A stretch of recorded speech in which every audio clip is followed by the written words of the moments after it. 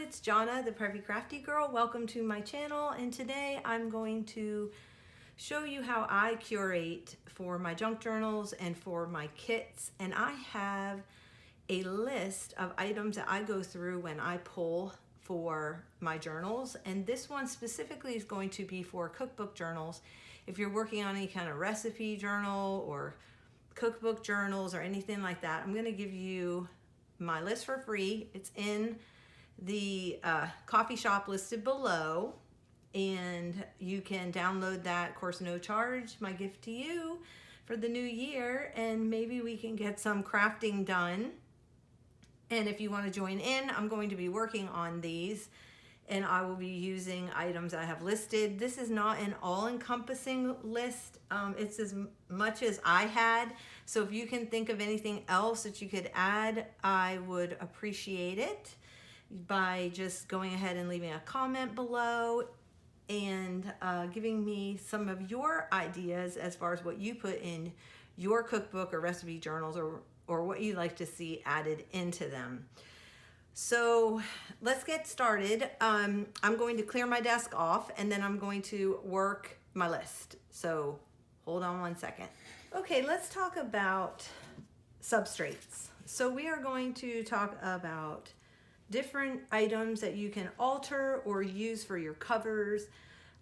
You can make your own cover out of chipboard, and you can cover it with fabric or paper, or you can use already put together books. You can keep the pages, take the pages out however you want.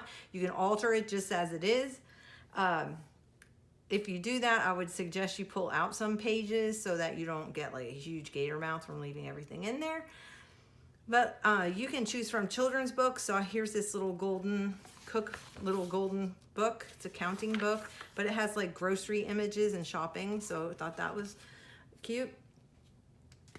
You can use traveler's notebooks and make inserts from kitchen ephemera. And these I actually made myself. I have these in my shop currently right now. So you might want to go check that out. That's a shameless plug for my Etsy shop. The link's below. And you could take this one, you could do a couple of things. You could use ring binders, right? Punch holes, put it together, add your pages. You can also use a disc format, using the punch. Put the disc format in there and make one with discs so you can take pages out and add them. You can just go ahead and stitch your inserts in. There's all kinds of, this is one I'm altering for myself because it's really bad. But you can use these 5-ring binders or 3-ring binders. They come in. This is a really old vintage one. And you can just, but the binding system's still working great, so you can alter that. And you can choose it from any era, the era that you enjoy using. This one's from the 1950s. This is also more teenage oriented, or you can use one from the 1970s, which has all kinds of fun images. Or you can use cookbooks from like parents or anything like that. Heirloom ones, I don't know if I'm big on using the heirloom ones or first edition, but there's so many cookbooks out there. You choose one that you like and the era you enjoy, and I say go for that. Okay, so that's what you can use for covers. Some ideas are going to be actually cookbooks, and they could be anything from pamphlets to church cookbooks, and these are just some pages I have. Ooh, that sounds good. Sour cream coffee cake. And be prepared that when you're working on a recipe journal that you will be going down a rabbit trail of recipes that you see, pictures that you see. So I just want to give you the heads up. You might get a little sidetracked, or you might not. Okay, and then don't forget that you can get them from all different eras, like I said, or even children's books. Don't forget that children's books have recipe books also. This is a Disney one. I already took the cover off and used it. So that is that. Let's talk about other places that you can find images. Okay, let's talk about other places you can find images, such as small cookbooks. Don't forget different sizes, right? So you have small cookbooks, small pamphlets. You can either tuck these in or use the images or cut the pages out. Here's another, don't forget advertisements, little advertisement pamphlets. Here is a 1963 Spring and Summer Gazette that has kitchen images in it and people. Don't forget to add people in. Work baskets, another great. If you ever find any of these, this is from 1951. These will have recipes in them, little household tips and things like that. Farmer's Almanac. This is an old Farmer's Almanac. Has great images in it and fun, different things that you can add. Also has ads in there for houses and stuff, housewares and stuff like that. Okay, don't forget magazine images. Magazines small, magazines large, different ways to use it. You can find recipes in them or really fun, people or advertisements for different foods and things like that. Women's Day is a great one and great sizes. Highly recommend. And Family Circle. These are from some larger ones. Posts, Life Magazine, American Home are some of the ones that I have pulled from.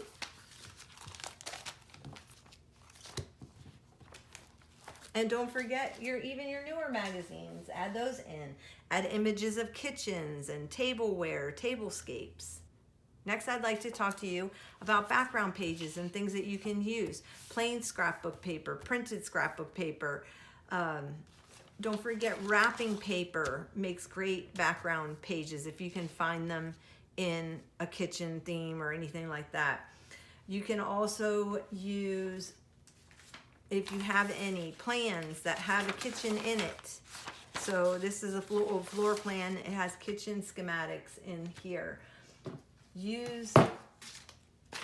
Don't forget to go through your music pages and find pages that have to do with food. Like here's one on strawberry jam, kids eating. Here's one on breakfast. Look through your stationery, stuff with fruit, items with the postalettes that have to do with food. This is cider, strawberries. I believe there was like a lemon one in here somewhere. Anyway. Okay, so then you have your postalettes. Don't forget to also harvest your books for images. So go through the books when you take the pages out. Harvest the images, right? And shelf liner. Here's some shelf liner that has apples on it. That's fun. You can stick it down or glue it down to a background page. Use it as trim and a border. Don't forget printables. There are so many printables out there. For instance, we've got some of my favorite are Amy J. Delightful. I have some of hers already being fussy cut out. She has a couple of different ones that are kitchen themed. KB and Friends, they are another great printable. I am going to be adding a few more printables. I do have a free kitchen wallpaper one in there. I have a feed sack one in my coffee shop. Go to my coffee shop. Chasing Retro, she has several in her coffee shop too. I'll link her below. And I had some images of some catalogs that I had, and I printed these out for myself and different ads. So don't forget, you can, if you don't want to use the original, you can copy them for yourself for your own project, not for other people's sales. Also, when someone has offers a printable, you should read the fine print, because sometimes they allow it to use it in your personal use, and sometimes they allow you to use it in items that you're going to sell up to a specific amount. But this is one. Dictionary pages. Don't forget to go through your dictionaries. And I found this in some children's, like vegetables and a waffle. So don't forget to go through your dictionary pages to look for ephemera. Also, for your background pages, don't forget to use pattern envelopes. These make great pages. You can also pull out the insert that's in there, because these have the images that are on the pattern, right? These make great background pages, envelope inserts.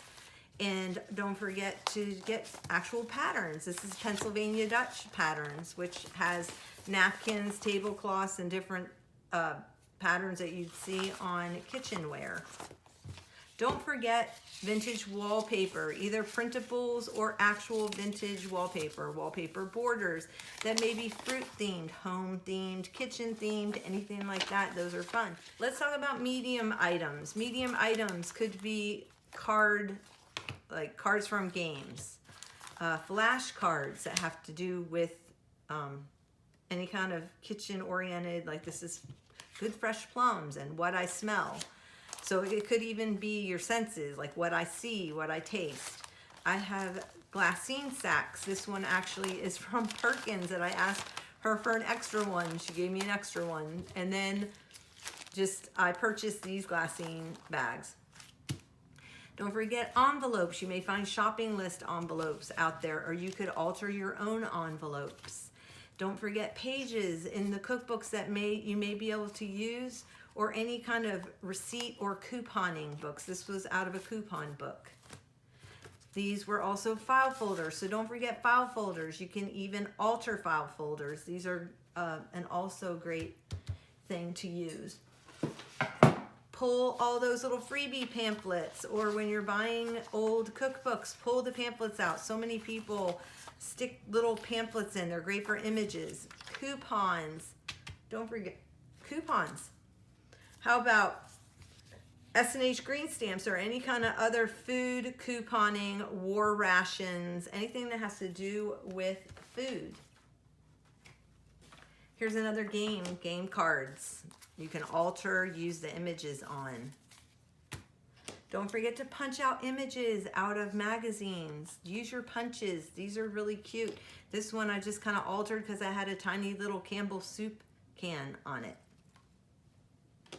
Here's another game. Here's some more game pieces. This was out of a Bible trivia game piece, which had little parts in it. It says grain, fish, different things like that. Don't forget napkins. You can alter all kinds of things with paper napkins. You want to remember those. Covers of different cookbooks are fun to add. So those are more medium-sized items. Okay, don't forget to use your doilies in all different sizes. Vintage, newer ones from the Dollar Tree if you have them, or your dollar store. Ledger paper would be really cool if you just wrote like receipts out or anything like that on printed or plain ledger paper. That's awesome to add in. Also, don't forget along that line of food sacks. If you go to Chili's or restaurants, they'll serve you silverware now in little sacks. Save those. Get your friends to save them. Penny candy bags. Again, this is a craft little cookie sack that I bought new. And don't forget, when you go through a drive-thru and you ask for something at your favorite coffee shop or bakery or anything like that, ask for an extra sack. Sometimes you find somebody, they're like, sure, they'll give you an extra sack. So don't forget to ask. Okay, let's get into other items that you can get. Speaking of sacks that we just got off of, these images are all from a Trader Joe's bag. Don't forget to look at your bags that you have from the grocery store or other stores. Then I also pulled fun coffee related. This is cream cheese. This is just packaging that I thought was pretty. Any kind of packaging. Here's an old box of Dream Whip somebody cut out. Here's some like food container packaging. So anything that is some kind of packaging that may have images on it, or might the reason why I pulled the Philadelphia cream cheese, because during what was going on the last couple of years, for one of the Thanksgivings, they were saying they were limiting the amount of cream cheese you could buy because there was a cream cheese shortage, and they were asking people not to make cheesecake. This is not a joke. This was a real thing.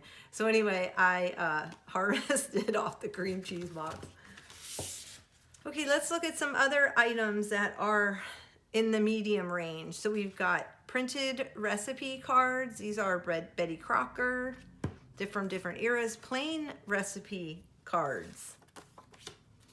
Also printed recipe cards, handwritten recipes.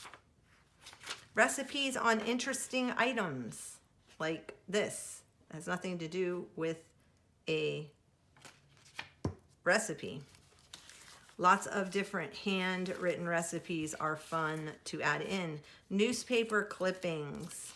Old newspaper clippings, new newspaper clippings. Look how cute this is. Love is knowing how much sugar she likes. Somebody had cut that out. This is some old La Choy chow mein noodle.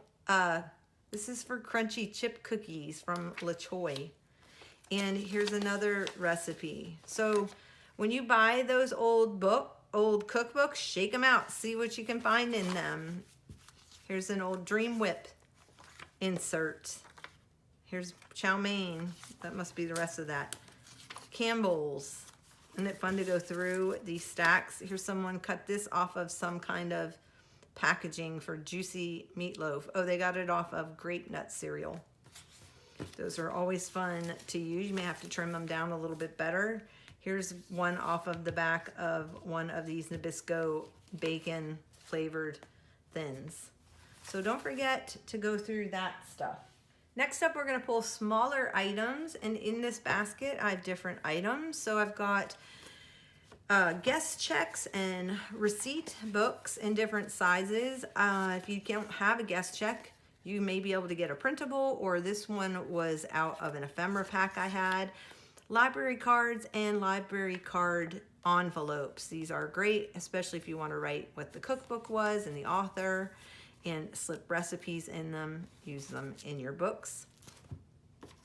Oh, I already went over these. Here's some antique canning labels, vintage labels, or seed packet labels. Seed packets are another great one. I don't have any here, but they're another great thing to use. How about tags in all different sizes? Small, medium, large, and even jumbo ones. Make your own or use prefabricated ones.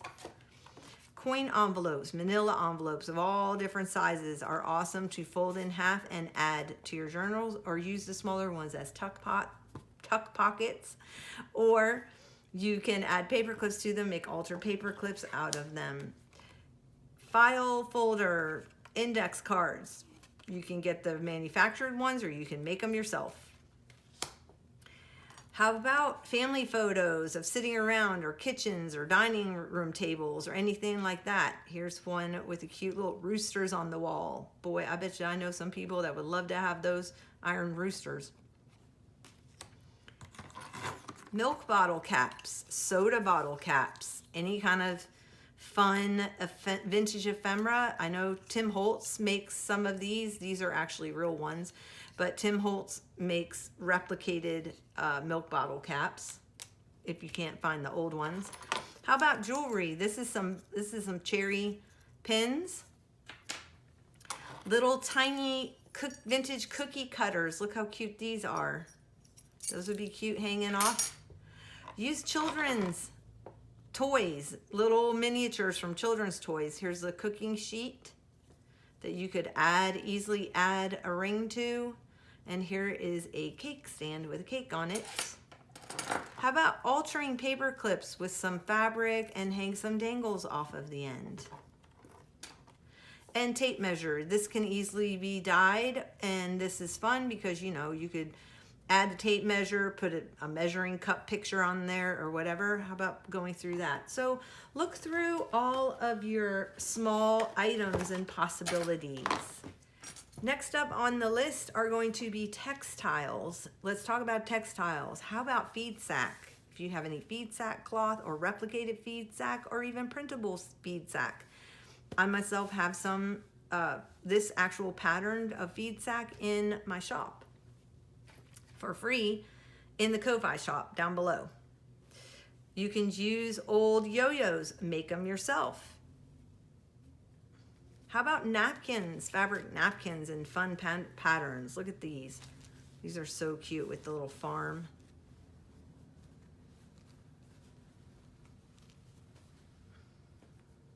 Rick rack in all different sizes. Jumbo, large, tiny baby rick rack. Baker's twine's always fun to add in, or any kind of twine, jute. How about fabric quilted pot holders, or you can get these funky yarn pot holders. These are fun to add in. They're relatively thin. You can cut them apart, use them as pockets. You could sew them into the front as a pocket, make a real cute pocket on the front of your cookbooks, or take them apart and actually use this for a cover of a little passport size traveler's notebook. Buttons of all kinds. I made some fabric covered buttons on another video, so go back and check that out. Cover some with fabric. Pom-pom fringe, of course, in all different sizes and colors, vintage or not vintage, it doesn't matter, but that's always fun to add and very kitschy. And don't forget your placemats. Pull out some placemats. These are awesome to use, especially the funkier the better, quilted patterns, anything like that, retro kitchen colors. Okay, and a shameless plug for my shop. In my Etsy shop, I actually have an old vintage label printable, so you can, I have a video, I'll try to find it in my past videos where I actually show you how to make this little booklet. You can find it in my not playlist, but you can find it in my YouTube videos on a prior video, and I show you actually how to print it out, and then how you can, oh, this was just the extra one, how you can then cut them apart and use them. You don't need a digital cutter for this one, you just do it by hand. But yeah, so I thought I'd let you know this is for sale in my Etsy shop if you want to get old household labels. Alrighty, well, that's about it, guys. I'm gonna leave you here. I'm going to be back and we are going to work on a series of working in these recipe journals. I'm going to do this, and I want to make one for myself because I have my grandmoms, my moms, and my sister who passed. I have all their recipes. I'd love to have something to house them all in one place. And so I will have this list up right now. You can find it for free in the Ko-fi shop. Ko-fi, coffee. I think it's called coffee. Sorry, I keep going back and forth. I haven't quite learned about it. Thank you again for watching. Click the thumbs up if you enjoyed the video, and subscribe and hit the notification bell if you're enjoying my content so that you can get a notification when I come on. And I will see you soon. Happy crafting. Curate those kits.